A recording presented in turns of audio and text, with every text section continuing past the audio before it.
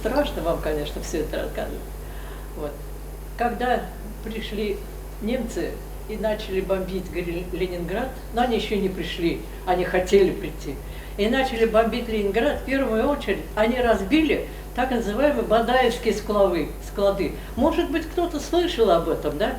Это склады в Ленинграде были, где была продукция на 2, 3, 4 года могли город стоять и совершенно спокойно не голодать.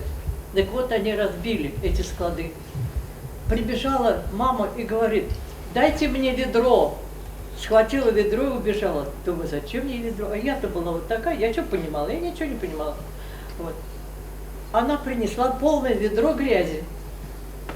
Так вот, с этих складов текла продукция горячая. И люди собирали эту продукцию в ведра и несли домой. А потом заливали это водичкой и кушали, чай пили. Вот. Можете такое себе представить? Потом получилось как?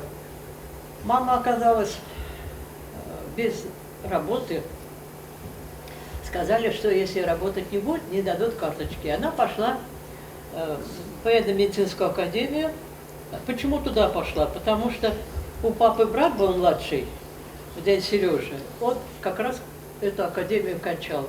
Вот. И еще он устроил маму туда работать санитаркой, она больше ничего не умела. Она бухгалтером работала всю жизнь. И она, значит, там работала. Так мы получили карточки на месяц. В один из утров, утренняя смена у нее была ночная, она пришла домой, и начался обстрел. И в эту военно-медицинскую академию прямым попаданием бомбу, хорошую бомбу кинули, что от этой академии не осталось ничего. Кто был там раненый, бомбоубежище, все кончилось. Никого там не было. И мама осталась опять без работы. И в общем, когда месяц пришел, ей говорят: все, город собирается воевать, мы хотим блокаду прорвать, и карточки мы вам не дадим, мы вас будем вывозить на Большую Землю. Вот так мы оказались в нигде. Короче говоря, дали такую бумажку маленькую, наверху было написано, штамп города, было написано мамина фамилия, имя, отчество, бабушкина и мое. Вот по этой бумажке мы проехали всю нашу страну, тогда Советский Союз.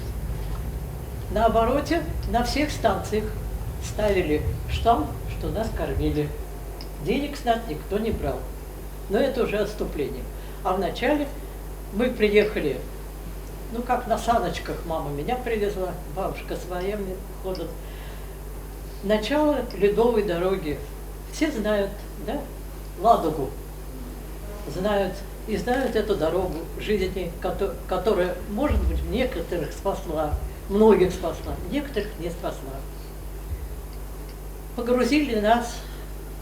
Кто-нибудь знает, что такое 3-тонка, 5-тонка старой машины? Знаете. Это вот маленькая машина, вот такие узкие эти борта. Нас посадили туда вниз, знаете, без всяких скамеек, без всего, кто в чем был. И эти машины маленькие натужно поехали через лед. А ехали мы 20 марта. Представляете, уже колеса под водой шли. Вот. А по краям этой трассы стояли мальчики из училища с красными флажками. Они показывали людям, куда поехать. Каждой машине дорогу показывают. А наверху, я не знаю, может быть, я очень нехороший человек, я не люблю немецкую расу. Они всю жизнь воевали. Всю жизнь они воевали, они всю жизнь убивали. Поэтому я их не очень уважаю, хотя я многих очень знала. Вот. И вот представляете, я сижу в этом коробке, в этой, как я называю ее, а наверху летит мессер. Он летит вот так. Вот над вами прямо, вот так. И сидит этот фриц и улыбается, и нажимает на гашетку. Что такое гашетка, знаете, да, гашетка? Нажимает, и начинается стрельба. Одна машина под лед, вторая мальчики молодые, красивые. Он этим флажком показывает нашей машине, туда надо объехать, потому что тут уже полынья. Вот. И вот сколько их там погибло, я не знаю, я не могу сказать. Но, наверное, очень много. Но они очень мужественно стояли, очень мужественно нас провожали. И хочу сказать вот отступление. Я знала одного человека, мужчину, с которым он тоже блокадник был. Мы ходили все время на праздники, и однажды на Гафури нас пригласил глава администрации. Ну и так мы посидели, чай попили, а потом он решил, говорит, давайте я вас ведь плохо знаю всех, давайте каждый из вас расскажет свою жизнь. Как он оказался здесь, в Башкирии, как оказался в Уфе, откуда он приехал и так далее. И каждый из нас вставал и рассказывал от начала и до конца всю свою жизнь. Так вот, я хочу рассказать про этого мальчика. Для меня он мальчик, потому что я была маленькая совсем, а он еще был младше. Впереди нас машина ехала, и туда, значит, ее расстреляли. Там ехала его мама с новорожденным ребенком. Вот этот ребенок был как раз этот мальчик.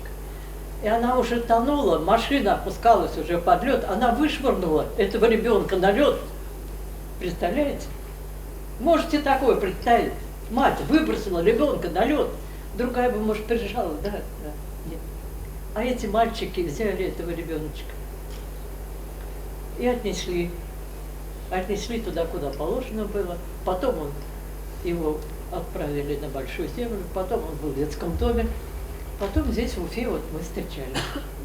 Вот. Ну, теперь его уже в живых нет, потому что очень тяжелое у него заболевание легких было. Это уж понятно. Вот я знала такого человека. А я вот, видите, стою тут в 85 и с вами разговариваю. И очень рада, что я с вами разговариваю. Потому что каждый человек должен какую-то радость получать от жизни. Правильно? Правильно.